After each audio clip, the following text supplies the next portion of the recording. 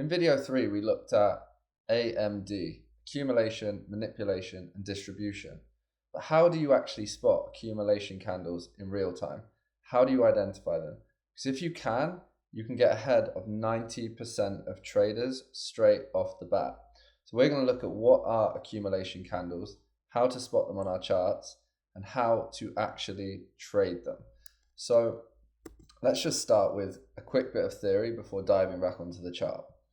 The definition of an accumulation candle is any candle where liquidity is being drawn into the market.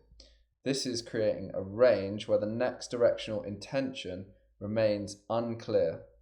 The point being, until one side of that candle gets swept, there is no higher time frame draw on price. So this could be typical accumulation candles look like inside bars or inside candles, where they don't break out of the previous high or low, they just trade within the range of the previous candle. What often happens is these candles get swept and then we see reversals. Bullish or bearish candles that lack intent. So you can't really identify the purpose of the candle. Maybe it's printing higher or printing lower, targets have already been swept. What's the next intention for price? Well, that in itself could become an accumulation candle that gets manipulated in order to then drive the next phase in the market, which is the distribution phase. Alternatively, a distribution candle that has already completed its objective. So in the last video, we saw how the distribution towards a accumulated candle's low turned into an accumulation candle that got manipulated and caused a reversal in the opposing direction. So these are some of the things to look out for, but we're going to go into a lot more detail. The reason that accumulation candles are important is because they build liquidity. You can spot them by understanding that the direction is slightly uncommitted. It's unclear why this candle is being printed or delivering in the way that it does. The reason is the manipulation has not yet occurred. So it's about being patient. The next move is yet to start. So let's just visualize this for a second. The accumulation candle is candle 1. This is where liquidity or money is being drawn into the market. So we talked about this a lot in the first 2 videos, but this is where price is creating this momentum in the market whereby in this case, in a bullish candle, long orders are coming into the market through this accumulating candle. Price then manipulates and then slams in to the low of the accumulation candle through distribution. And that is because we have so much liquidity built in this area. So why A candles or accumulation candles matter is they build liquidity. And imagine this is a higher time frame candle. So this is a weekly or a monthly candle, and this is our lower time frame price action.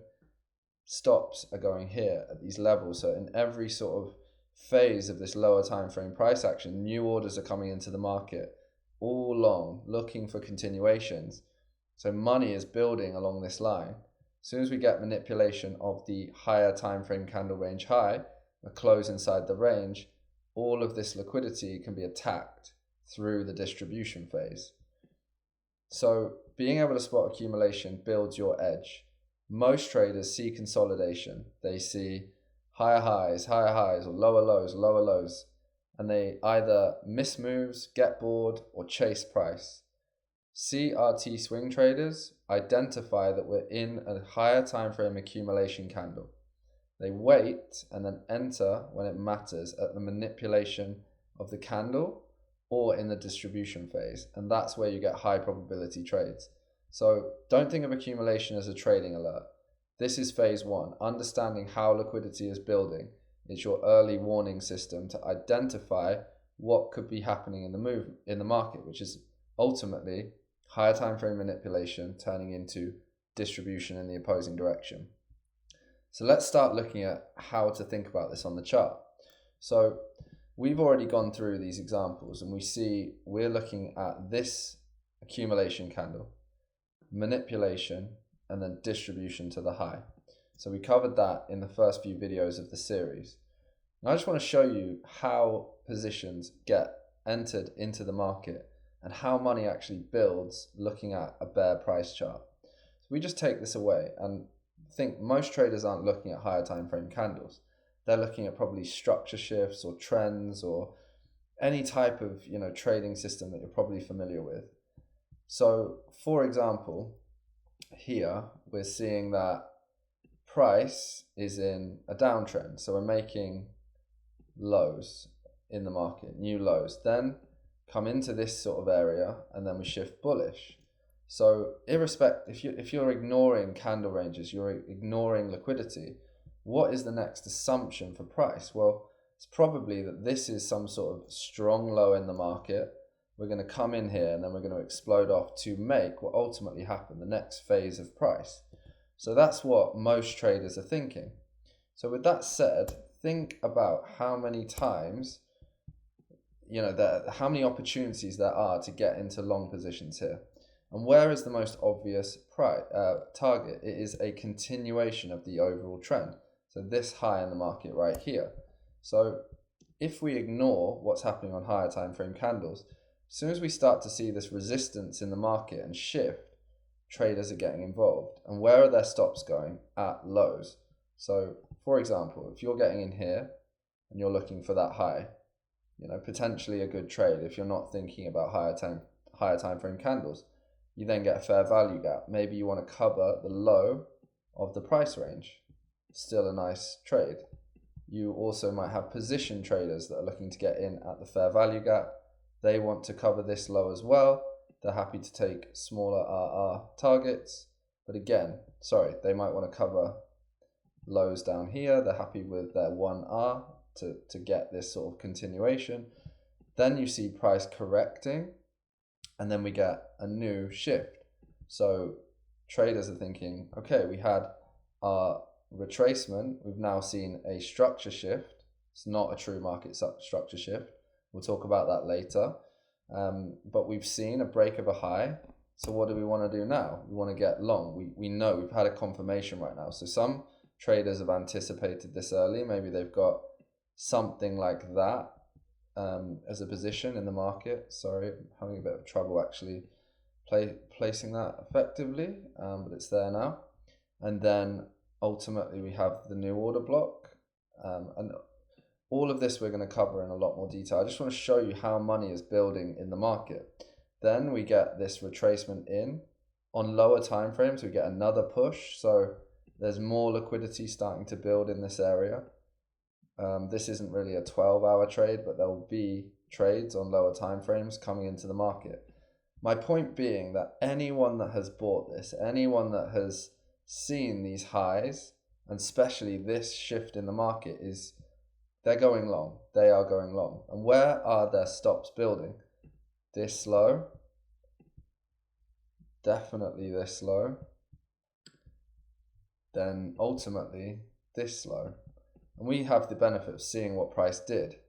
You see what areas of price were taken out.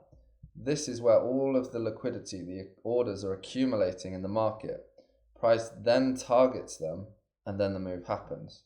And we can make sense of this by looking at our higher time frame candles. So I'm just going to now overlay again our higher time frame candles, and we can see this low here coincides with the low of our 2-week accumulation candle. So that's target 1 for price as soon as it starts to sell off. This just happens to be another low that price targets, and it does so in this same down move. And then we also see price aggressively dump to this low. Why? Because again, that's where stops have accumulated in the market. And some position traders will even think, I'll be super safe. I'm going to actually cover this low as well. And ultimately, they all get stopped out before the move. So that is the purpose of an accumulation candle. It is building tons of liquidity in the market, which price targets before it wants to go higher. Now here's the big reveal. This is our 2-week low. So we can see that that is the manipulation of this accumulation candle. Let me take away the 2-week, and this is something we're going to cover in a lot more detail. But now I'm overlaying the monthly candle. So we're not looking at the 2-week candle, we're looking at the monthly candle. And what is this low? It is the low of the monthly price range.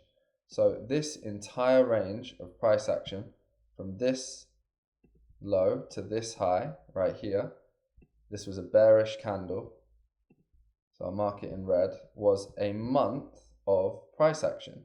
Price attacked the low, liquidated the low, closed inside of this range, and then where did it draw to? The external range liquidity at the high of the previous candle. So this is a monthly CRT: accumulation, manipulation, distribution, and ultimately much higher prices. So that is exactly why price targeted that low, to clear out all of the liquidity at this level. Why did it not stop here at this 2-week low? Because it wanted to target the low of the monthly accumulation candle. So we need to do something very important. We need to track our monthly candle, 2-week candle, weekly candle, and look for the relationship between those candles. And that is the next evolution. So we're going to now look at manipulation candles and distribution candles. Then we're going to get into how do these time frames work together. See you on the next video.